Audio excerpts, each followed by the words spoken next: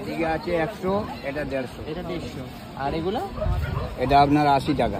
এগুলো 80 টাকা। আর এগুলো এটা আপনার 100 টাকা, এটা 80 টাকা।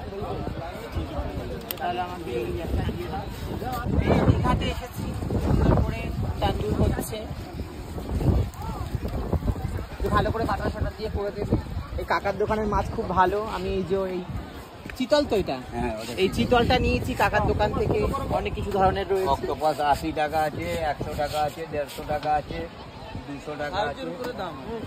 সাইজের উপরে না? বড় বড় সাইজগুলো কিরকম দাম হয়? মিনিমাম 400-500 টাকা করে। 1 কেজি সাইজের আপনার হয়ে যাবে 500-550। আর সুইট ছোট আছে, বড় থাকবে আপনার 500 টাকা 600 টাকা। ও, ছোটগুলো আপনার বলো কি লাগবে।